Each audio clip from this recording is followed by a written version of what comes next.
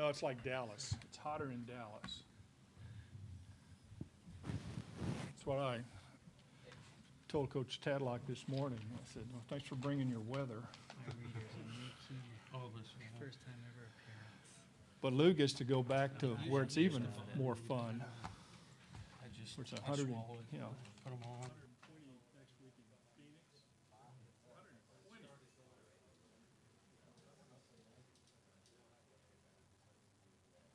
But it's dry heat.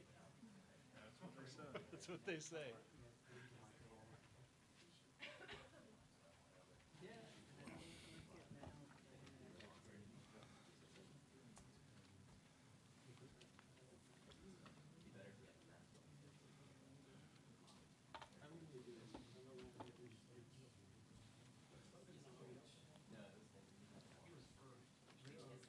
Anything special you want to?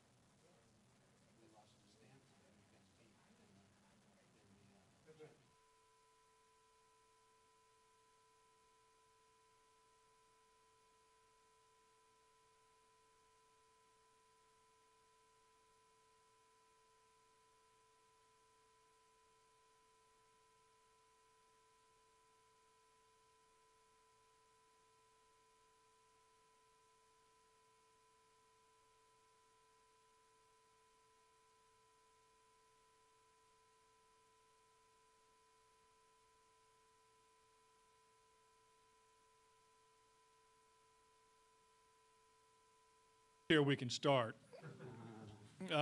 Same rules as always on our news conferences. Please turn off your phones or at least put them on vibrate.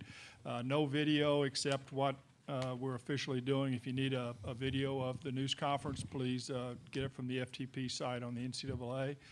And once we go through statements from each of the three folks on the dais, we'll open it up for questions. Identify yourself. We'll get a mic to you so everybody can hear you, and give us information about who you're directing the question to. So I'm going to start with you, Ron. This is your first year as the Grand Poobah, as Randy called you last night. Give us an overview of the tournament and college baseball.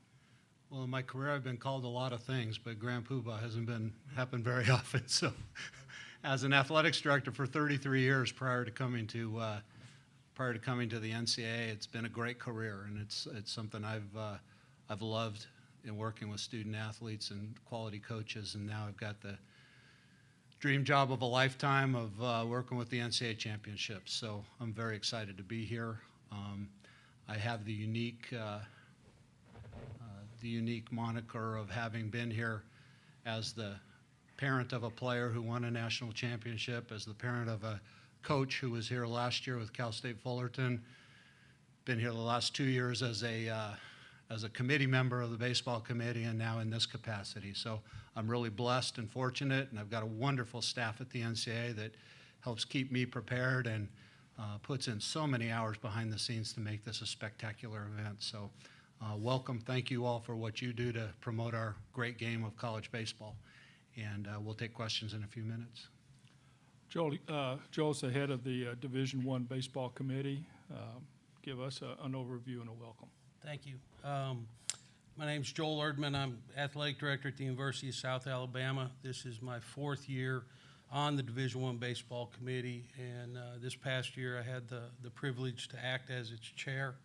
And I would just like to, on behalf of the entire committee, express our appreciation of covering the great game of college baseball and specifically getting us to this point that's about to happen. And I believe it's something we can be very proud of with the field of 64. And the process of selecting the teams was rigorous, as it always is. And in and throughout that process, there are some decision-making points that slow down, and they're not always the easiest. But I believe truly that all 10 committee members sleep well at night because the decisions were made with fairness and objectivity in mind, and hoping to create a memorable and great experience for our teams, our student athletes, our coaches, and our fans. So we appreciate you all being here. I'm Craig Keilitz, Executive Director of the American Baseball Coach Association, just finishing up my 2nd year and pleased to be here. This is my favorite time of the year and favorite event, of course. I've been coming to this for a while, haven't made as many. I've probably made 10 College World Series, but I started coming, it's close to 40 years now. I think I was 8 years old when I traveled here for my first time and with my father, and seen a lot of changes. So keeps getting bigger and better every year, and I'm excited to be here once again. Let's start off with some questions. Jill and Suzanne will get the mic to you, and we'll start with Lou Pavlovich. Lou Pavlovich, Collegiate Baseball. I guess it's to Craig Keilitz or any of the gentlemen up there. What is the status of the potential draft by Major League Baseball for Omaha in the future? Craig. Well, I've been very fortunate to work with people that really want to do well by our game, and certainly these two gentlemen up here in the Division I Baseball Committee, but we've talked about it for a couple years and talked to Major League Baseball about it. Major League Baseball would very much like to move their draft here, and I personally think it could be a great move for us if we can do it the right way, and so we're going through that process right now, discussing how the best way to handle it for our championship. Certainly nothing's going to overshadow the College Baseball World Series, and we wanted to only enhance it. So we're working through the time frame, the dates and times, how it would work out. Certainly have to be over before the first pitch is thrown on that Saturday.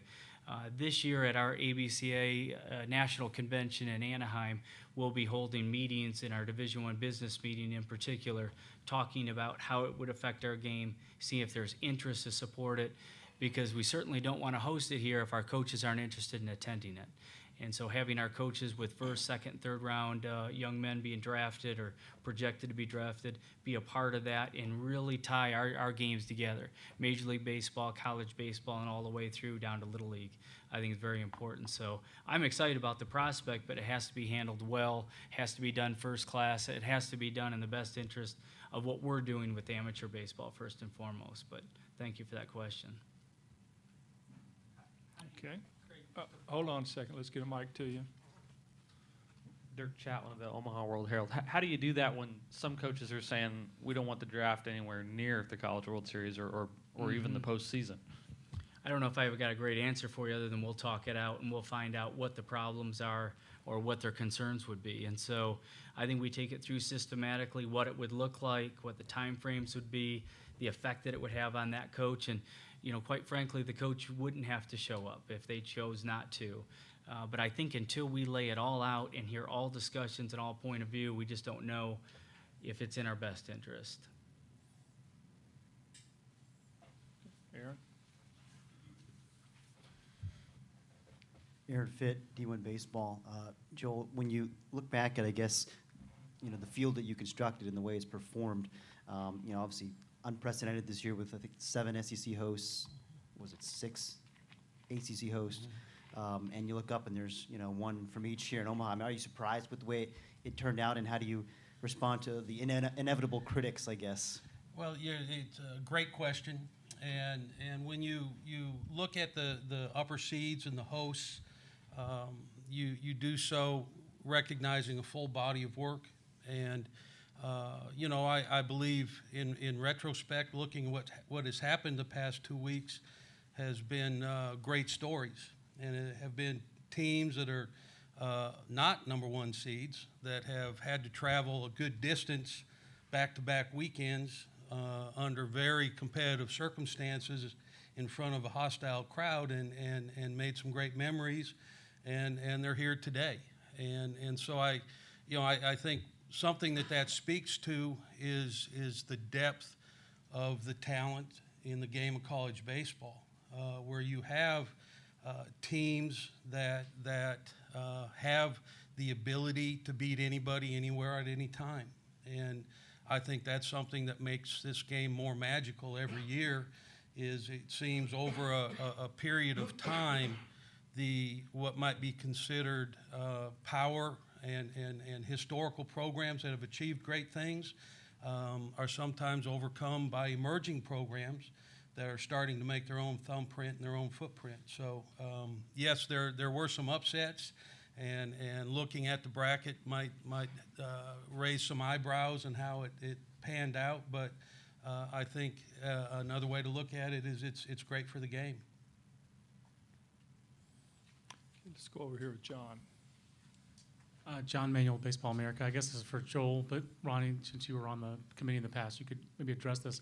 How much do you guys try to avoid the same matchups that are repeated in super regionals? I know regions and geography dictates a lot of that, but does that come up in, say, 2017 if it looks like Florida and Florida State could match up again in a super regional, or South Carolina and Clemson? These matchups that happen a lot, do you guys see that as good because you're building up rivalries? Do you see it as something you try to avoid? Or is there a threshold of like, oh, they've done it 3 times in 5 years, so that's too much? How do you guys address those kind of matchups that seem to happen with some regularity in the current format? Joel, you go first. Okay. Yes, I will say this. The committee is aware of those matchups, and there is the positive side of what I call regionality and those traditional rivals that are not too far from each other. It allows for a great crowd and energy-filled stadiums that draws national attention. But that being said, we're also sensitive to the redundancy of matchups over and over again. So we do follow general guidelines on once those pairs have seen each other in back-to-back years, we won't do it for a third unless there's extenuating circumstances out of our control. So in a way, we see that as a very beneficial thing, and in a way, we understand that, change might be needed when change is. Ron, would you comment? I think Joel explained our guiding principles very well, and we are very cognizant of those repeat matchups, and it's something that we are aware of and make every effort to not allow happen for a third year in a row. Okay, start with Dirk. Dirk Chatwin with the World Herald. A couple weeks ago, there was a prominent national columnist, Dan Wetzel, wrote about coaching salaries in college baseball and used the rise in salaries and increase in resources sort of as an example of what's wrong with college athletics because of the scholarship limits in college baseball. How do you feel about where the scholarship limit is now? And as resources grow in college baseball, as money continues to move into the sport, is there any sense that number could change over time? Who, Dirk? Whoever feels comfortable with that. Craig, you want to start? Or do you want to try? Well, I'll tell you, quite frankly, I'd love to see that 11.7 rise. And, you ask yourself how many young men are playing out there in front of 30,000 people that are either on a half a ride or 25% or walk-ons. And that doesn't happen the other championships that are making millions of dollars. And so those are questions I think we need to ask ourselves. But so quite frankly, I'd love to see the scholarships go up. As far as the pay with the coaches, I love the society we live in that's capitalist, and they make what someone thinks they're worth. And so I see the instability in a lot of their jobs, and with pay comes more instability. And so I think our coaches understand that and relish that, and they understand the pressure that goes along with it. But I like to see them getting paid more, and I think they deserve it. But maybe those things go hand in hand. Joel? Thank you. I would agree with the scholarships personally, from a personal point of view. Anytime we can increase athletic or financial assistance to students, I don't think many people would be against that. However, that topic in an isolated manner is easy to address, but in a broader manner, I think that would have ripple effects that would need to be examined from an administrative and a department-wide and a national point of view. So, as Craig said, it's not that easy of a thing to proceed with, but I think the thought is very positive. And I also agree with the coaches' salaries. You know, the market bears what it bears, and these coaches work very hard and earn it. And what they bring to the university and a campus and a community's life has value to it. And that being said, it is a different day also. Ron, could you address it? I mean, Yeah. specifically Yep. the idea that you've got kids out there with, you know, playing on less than 50% of a scholarship in front of, you know, big TV audiences. Well, I think that there's another way to look at it, and part of that is I believe that one of the reasons that we have such great parity in the great sport of college baseball is because there's a lot of talent out there that's being disseminated across a whole lot of schools, and I think that it's no mistake that we've got it seemingly every year have new teams in the College World Series, because we got great coaches that are working hard at recruiting, developing kids, developing talent. And while certainly we'd love to see all of our student athletes get more money and go on and help them with their education, I believe that that's been a real effect of adding to the parity of our game. So while I certainly see from an athletics director perspective and a building of a program perspective, it would be great to have more money. I think that there's been a very positive effect of having that scholarship limitation. Okay, Lou? And Lou Pavlovich, Collegiate Baseball. And I guess it goes for Craig, then Joel, then Ron, in order like that. But last year there was a serious problem that happened where there were some pitching coaches, not all of them, but some that decided to utilize a stall tactic with runners on base. They could take as much time as they want. With runners not on base, they only have 20 seconds in between pitches to throw the ball. But anyway, some of these coaches were taking upwards of a minute between pitches, and the time went up tremendously. It averaged almost 3 hours and 19 seconds for 3 hours and 19 minutes for games last year, which is 26 minutes more than 4 years ago. And then when you look at what happened in softball, where their games are substantially lower in time, they had a 34% viewership in their final 3 games than they did the College World Series, which was shocking to many. What's being done about this, and are you monitoring the situation with that stall tactic? I'm not familiar with the stall tactic. I think that we all have to be cognizant to look at the length of our game, for the simple fact that if we can't hold their interest for that long, then we could have less viewers and so forth, and on a slippery slope. But I know coaches talk about it, I know administrators talk about it. I don't know the easy answer for it, but those are things that we discuss at the coaching level, at least, on how we could always continue to improve our game, and that is one of 20 different issues that we look at in improving our game. I don't know if that's a great answer for you, but that's where we stand at this time, and we'll continue to talk about it in Anaheim and in next January. And as a committee, we did discuss that topic the past 12 months, and we are monitoring it. Length of games is being monitored, pace of play, and you know, I think if it could be managed organically, where coaches and the pace of play is modified while keeping strategy in the game, I think there's a fine line there, or a happy medium. I think that would be best. But I do understand the legitimacy of length of time, and we live in a society that sometimes doesn't pay attention as long as it used to, and we can't ignore that. It is on the radar of the Baseball Rules Committee, which is different than the Baseball Championship Committee. And there's nobody here to talk about where they are in that process at this point. But I will tell you that our goal is certainly to make the game, both in venue and on television, very viewable and manageable. And it's something that we're all aware of and concerned about, and it's getting a high level of discussion. Okay, Howard? Howard Borden, Omaha, KOTK. Again, great to see everybody. Question, I guess, for everybody on the dais. A little bit follow-up to what John was talking about redundancy maybe in some of the regionals or supers of teams matching up.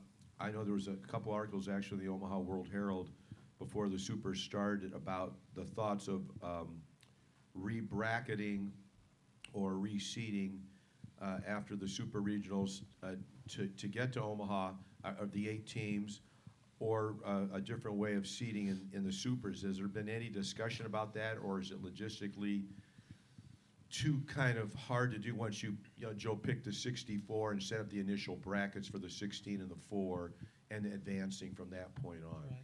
Thank you. The committee did have a significant conversation and discussion about the process this past November. And long story short, we believe the current system lends a certain amount of flexibility that allows us, the committee, to manage the regional nature of how we do things and manage conference matchups through the 1 seeds, 1 through 16, to where they will not meet each other. And without that flexibility, that would become an actual situation. So I think the long story short is, yes, there has been discussion about that, but the conclusion was, let's stay with what we're doing right now. The regional is a direct reflection of what we do in the first rounds of the College World Series. And one of the efforts is to make sure that that the student athletes are prepared and have that level of experience, knowing what they're getting into, playing potentially back-to-back games, so on and so forth. And then the super regionals are a direct reflection of the championship round. And so we feel like if a team gets that far, they will have had from a coaching perspective, also from a student athlete perspective, have had that level of experience of knowing exactly what they're going to be facing when they get to the College World Series. Okay, in the back. Bob? Bo Carter with the Baseball Writers for each one of the panelists. The home runs making a comeback. Can you talk a little bit about how the balance is? I think Coastal Carolina has 90 plus this year, so how it's giving the pitchers and the hitters pretty good shake there. For each of the panelists. Craig, you start and we'll come this way. Well, they're certainly up. You look at the stats and you have them there in front of you, but the home runs are up, and I think our fans like it. The kids certainly like it. The brand of baseball, I think, is getting stronger as the fielding percentage is higher than it's ever been, and then we're seeing the strikeouts. So the flat seam baseball certainly seems to be doing what we all hoped it would do. I don't think any of us realized how much the pitchers would like it. So I think it's been a win-win all the way around. So I'm excited about it because I think our fans are. Joel? Agree. I think, when you modify the tools or the parameters of a game, sometimes a pendulum goes a little bit too far one way. And I think tweaking the baseball has brought the pendulum back to a comfortable place where there's a little bit more firepower, if you will, but at the same time you're seeing, as said, a clean game where there are less errors and more strikeouts. So I think there's a little bit for every fan there is out there. Ron? I was on the committee, as Joel was, when the flat seam baseball came along, and there was some hesitation, as Craig mentioned earlier, about how it would impact pitching. Would the ball break as much, so on and so forth. I think we have been extremely pleased with the results that we've seen without having to make major modifications to the ballpark. I think we've been excited about we've got really good people doing good work at the NCAA, for one thing, with our stats people that have helped us monitor this kind of stuff. And I think we've been transparent with putting out that kind of information. And The other thing is working on these committees, the Rules Committee and the Baseball Committee. We have a whole lot of experts making good decisions. And I think that it's exciting that the fact that we are willing and able to say, hey, something needs to be fixed, let's go fix it. And I think we've done that in the last couple of years, and the baseball is a great example of that. Thank you. Dirk at the World Herald. Craig, there was a lot of anxiety last year entering this event about the ball and how, will it translate here? Is your curiosity level much different now than it was 365 days ago? Well, I think the simple answer is possibly, but that was just 1 year. Watching batting practice, and that's a lot different than the games. The ball is flying out, so I think if you square the ball up, it's going to go out. And so we'll see how it goes this year, but I imagine us hitting, I think we had 17 last year, if I'm not mistaken. I would think we'd hit somewhere around there. Now, the pitching is tremendous as it was last year, so we'll see how that plays into it as well. I've got to tell you an answer to that question as well, Craig. I had a press conference on Wednesday with some media, and somebody seriously asked me the question if we've thought about moving the fences out. Because we've had such offensive output. And I said, let's give it some time before we decide to change the yard. If I could throw one more thing in there, it's whenever you make a change of this magnitude, usually you have pros and cons. I have not heard one complaint from a coach around the country about the new baseball. That is simply amazing to me, because whenever you change something, you're going to have some people that are upset. Not a single complaint about that. And I would concur with that. I've received no negative feedback over the past 12 months. Mike Lanana, Baseball America. Craig, at ABCA in Nashville, there's some talk about legislation involving adding another assistant coach to coaching staffs and addressing the 27-player limit. I mean, what sort of progress has been made with that legislation, and is there other legislation in the works? Well, there's a lot of talk about that. We had 4 pieces of legislation. That was the dropping of the minimum 25%, which we have a very small percentage of coaches are in favor of that versus against. It's about 54% of our coaches are in favor of that. So that's going to be very tough to move. And then the 27 is a slightly higher uptick in coaches that are interested in that. So those are going to be 2 pieces of tough legislation to move, just because the people that are for it and against it and so forth. To answer your question, right now we're in the process. We have to have all of our pieces of legislation into the NCAA prior to September 1st. The only people that can submit pieces of legislation are institutions and or conferences. So we're in the discussion period with numerous conferences trying to figure that out. We got a lot of things in the works, or a lot of ADs have in the works, cost of attendance and how that's coming, and then coming up with money and TV and so forth. And so sometimes all the issues that I have before them is not first on their priority. So we'll see how it breaks down prior to September 1st. Here she comes. Aaron? Aaron Fitt, D1 Baseball. I guess, and maybe you hear this every year, but it seemed like after the Field 64 was announced, we heard from several coaches and people who were maybe concerned about the role of the regional advisory committees. And, if you've got a rival coach who's offering opinions about your team that may or may not affect whether you get in, is that really fair? How do you guys respond to that criticism? And is there any thought about making the regional advisory committee rankings public, like in some other sports? It's a tremendous question, let me begin by this. The committee, the baseball committee, does take the input of the regional advisory committee very seriously. And it is within the matrix, if you will, of decision-making factors. I guess one way of looking at that is that each conference has the ability to appoint a coach to represent that conference on that regional committee. And there's an assumption of professionalism, an assumption of unbiased objectivity. And I know sometimes in the general public you may have people that believe or don't believe that, but I think you've got to believe in the system that those people that are volunteering their time in a very busy time of the year for them are being unbiased and objective. And we've never discussed the presentation of regional input publicly, but I would think that's something that we could discuss in the future. Okay, any more questions for the guys? Oh, yeah, John. Okay, John. You talk about not getting any pushback, like negative pushback on the ball over the last 2 years. Have you got any on the regional, on those RACs? Because we have, and I'm sure Aaron has, and I mean, that seems like that was a bone of contention in this year's selection. I did get some feedback on that after the selections from some fans and supporters from around the country that questioned that.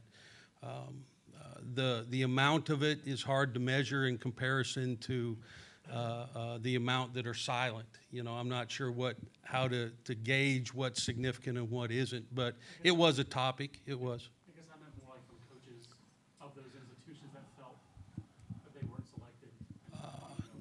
I did not receive any. I received some from the fan base. I will also tell you that the Regional Advisory Committee and the representative of the region on our committee is not the end all.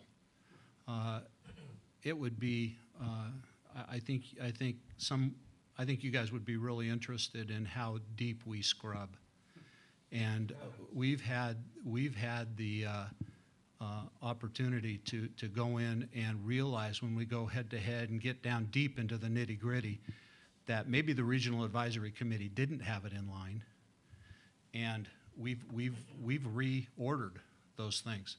We don't just go in the room and say, where did your region come in, and then plug people in. We really scrub it hard. Right. And so I couldn't be more pleased with the efforts and the fairness that I've seen from our baseball committee, and that's just a part of the process, is that deep scrubbing of making sure we get the best 64 teams in this tournament.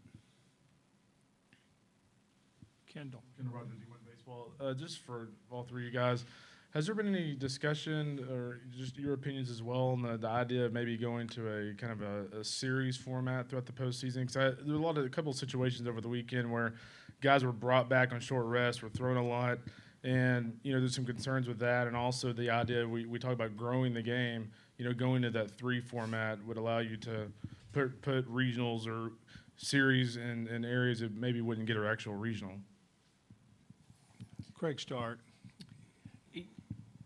We have not discussed that nationally with our Division I business meetings. I think that's something that we'd like to discuss. The one thing I have hesitancy with is discussing things and taking up their time at that divisional meeting that maybe doesn't have much of reality in the near future. So I think the other 2 gentlemen can answer that better than I can. Yeah, Joel. It has not been a topic to date, but I will say this, it has come up over the past couple days. So we'll see if that moves to consideration or discussion in the future. Yeah, I think it's worth talking about. We have had certainly some concerns expressed, but very minimal pushback on the way we're doing it now, and we would certainly be open to continuing to discuss further. Okay, any more questions from the group? Men, thank you. Oh, I'm sorry, Mike. I didn't. Mike Rudy, Perfect Game. I just a quick question: is there any recruiting stuff coming down the pipes? Just a personal editorial comment. I worry about coaches. Their salaries are going up, but I worry about quality of life. They're recruiting 4 grades at once, and it's tough. It's a guy, and if certainly compensation is going with that. But man, I just worry about these guys, and so I just wondered what's kind of on the forefront, or what discussions are being had regarding recruiting, the format of it. 2 pieces of legislation were adopted to go into effect on August 1st, 2016 for this upcoming year, and that is quiet periods, allowing coaches, there was just interpretation that allows coaches to go on the road to work off-site camps and clinics during quiet periods, and that has been eliminated. So that will get a lot of the coaches off the road for a considerable amount of time, close to 3 months. And then the evaluation period during the summer has been moved back by 1 week to extend that quiet period, and that will be at the end of August. So those are two pieces of meaningful legislation I think will assist coaches to spend more time with their own families and certainly their kids on campus and slow that recruiting piece down. But I think I know where you're going with that about 9th graders and 10th graders accepting or getting verbals. I don't know how that's going to slow down, to tell you the truth, and I don't think there's any good piece out there right now that could slow that down.